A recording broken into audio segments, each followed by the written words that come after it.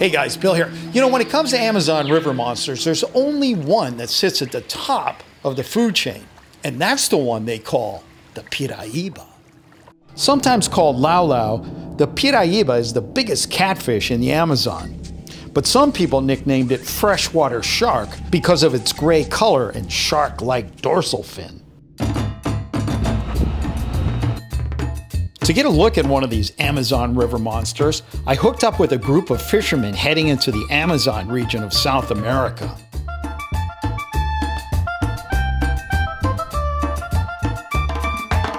Hey kids!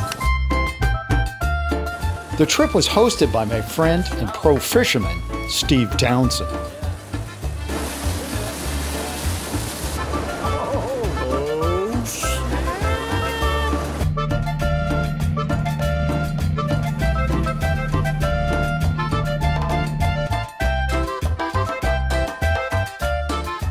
We set up our tents about 50 miles from civilization. The campsite came with a big eating area and a cooking staff. Salt you have, pepper you don't have. We have. You got the red peppers, look. And we have an egg seasoning here. Oh, seasoning. We're working on this. We're working on this. We're getting a menu going here. All in all, it was one of the coolest Amazon river camps I've ever been to. It even had a few caiman hanging around to remind us this is the real deal.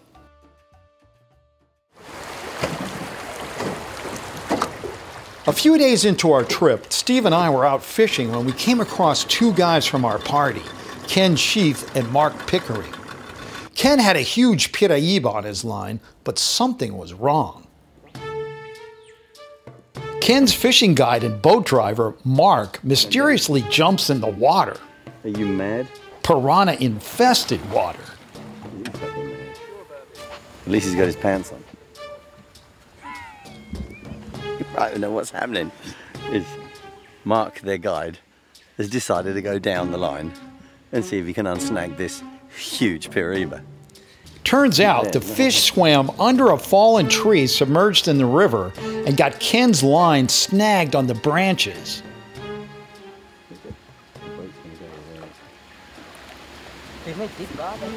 Deep bad. It's deep bad. It's deep bad. What about you put out? What, right? I will push it on. You what? I guess the line has gone. They need help with the other hooks. What do you want us to do? He wants us to hook your line. Yeah, you hook the line and on the other side, and then do hand line it up. Yeah, and then join it back. I don't know that much about fishing, but this is what I call mission impossible. Steve will attempt to cast out in front of the tree and hook Ken's fishing line, bring it to the surface, and fix the problem that way. Good luck with that one, Steve. Yeah, I got the line. I got your line, yeah. I don't believe it. He actually pulled it off. There you go. Right. There you go, boys. Okay, out again, Stephen. Cut Right. it and Okay. huh? What, you want to cut it and join it to that? Line it first, huh? Plenty, right? And then join it. You right with that? Making a knot? What you want to do? He wants to cut that. You hold it wrapped around your hand, cut it and put it on there. All right, so here's the idea in a nutshell. You got the tree right here. The line comes down, it gets snagged in the tree, and then it goes out from the tree over here and it goes to the fish. So what they want to do is cut the line that's in front of the tree here and behind the tree here, and then attach the two pieces together. We go pull it up, plenty line, cut it and join it back. The only problem with this is if the fish decides to make a run. Hands and fingers are going to feel some serious pain, so they have to work as fast as they possibly can. You have the line? Yeah, this line here. Yeah. No, I've done it. No, this end here. Here, come. Reel up. Right, I've got that. Where's the fish? Oh, before you want. The fish here. What is it? Pick up. It's your 4-tone water knot, both sides, that will hold everything.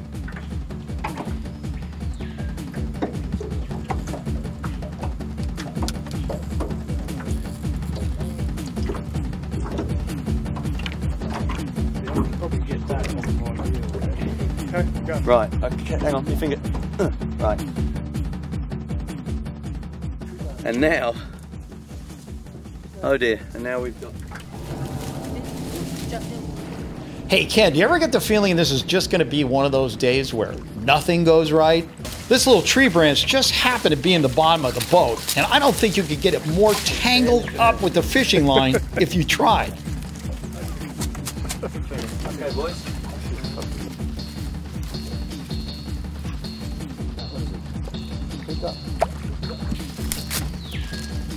This is when it helps to have a great guide like Steven here, who's so good at his job, it's just downright scary.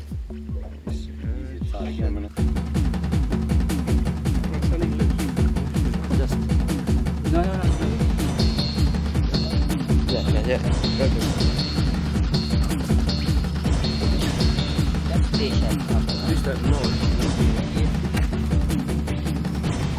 Let's round and rob it. There you go.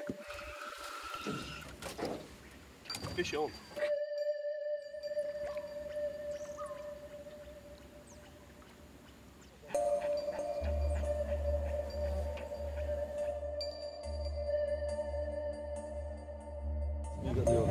I think Ken's very quickly wearing out, poor guy. He's doing such a stoic job there. This fish is just an enormous fish, and it probably weighs twice what he weighs. Oh, and he's trying every minute he gets, every yard he brings up of line, fish takes 2. Ken struggles with the fish for another 20 minutes without success. That's when the guides suggest Ken use a local Indian trick to land the fish. No, if you want the fish that comes up faster, we believe. What do you do? You fill your mouth with 2 or 3 handfuls, but don't swallow it. Just keep it in your mouth. What? It make the fish get tired. No, Mark, it's an Indian tradition. The angler, if he wants to get a big fish up, he puts a mouthful of river water in his mouth and holds it in his mouth. No, he doesn't want that. I didn't think he would. He's having none of it. Does it work with beer? I don't know. If we know it with water. When you do that, What? What happened? The rod broke. What does that mean for... It means it could be a lost fish if he does that. They got to hand line it up now, which might be the only way to do it, actually. Mark, the guide, offers to try to bring the fish in with his hands, but Ken is determined to bring this fish in himself, even with a broken rod. With his back already hurting from the fight, Ken has to put the rod between his legs to keep the stress off his back. That might be why Steve brings up the Indian water trick again. What you're going to do is scoop some river water in your mouth and hold it. Listen, try it, right? He said that fish will come up like that. You don't believe it? Try it. Seriously, try it. Seriously, just try it. It's the tradition of this.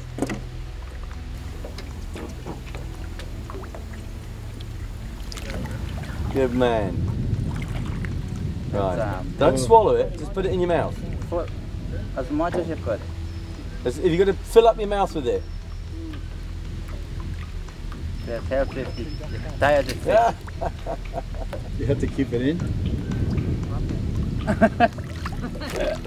Keep it in, mate. I think they forgot to tell him he has to hold it in his mouth until the fish actually comes up. But hey, maybe it'll work anyway.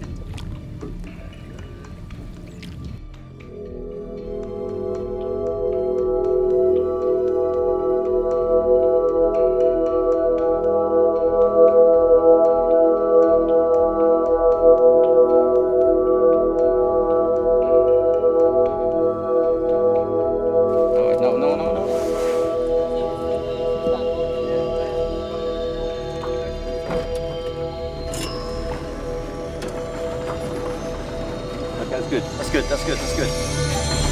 Oh, whoa. Oh, whoa.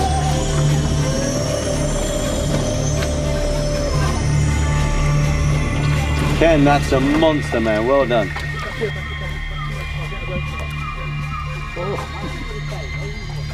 He's tired, he's good, he's good, he's good. Grab that tail.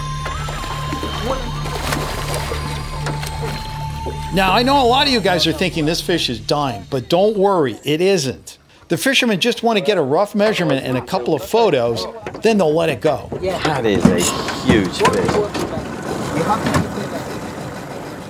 Now you know why they call that a freshwater shark. Look at the size of it. With the fin, big tall fin, big shark-like tail. Get an old grey long body. Cracking fish. Absolutely fantastic. Nearly there, Ken. The fish is way too big for the boat, so they head for a nearby beach. Gone over?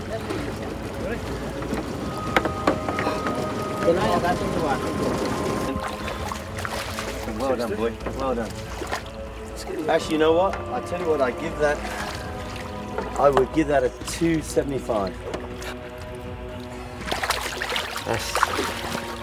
What do you reckon? 275? 275? Oh man, that's bigger. That's big. That's a big fish. Female. Thank you, Mark. Cheers, pal. 40, Yeah, 60, 80. 1 foot now. 1 meter from there, Ken. 1 meter. 20, 40, 6. That's the 2 meter. Yeah, 2 meter fish. 2 meter, 20 fish. Look at that proud fin. That, Bill. Look at that big fin. No wonder they call it a freshwater shark. Look at the width of it. Have you got the width of it? Yeah, and the stomach. Feel. I mean, look at that there. Look. You can't get your arms around that. No. Yeah, no. Do it if you can. Do the other one. Oh, shit. Just touching my fingers now. Yeah, I know. You got to try and get it in the other way. Ken, crack it, mate. Crack it. Yeah. Let's get him back, So eh? long you got the head, you can't. Huh? So long you got the head in the water, it can't. It's fine, yeah?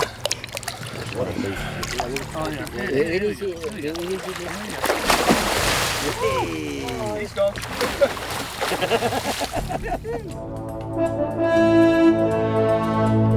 Piraiba can grow up to 3.6 meters or about 12 feet in length. This one won't make the record books, but I'm sure it's one Ken won't forget anytime soon. And that is a real Amazon River monster. Huge! Hey, thanks, Steve. That was an amazing fish and an epic fishing story, too, you know? I got to give kudos to Ken Sheath. I mean, he hung in there no matter what. I mean, he even drank river water to get that fish. So pretty amazing, Ken. And also to Mark Pickering, who gave up a lot of his personal fishing time to help his buddy Mark. So hats off to both you guys. Now here's a little sneak peek of some of the other Amazon River monsters you're going to be seeing in this Bill's Channel original series.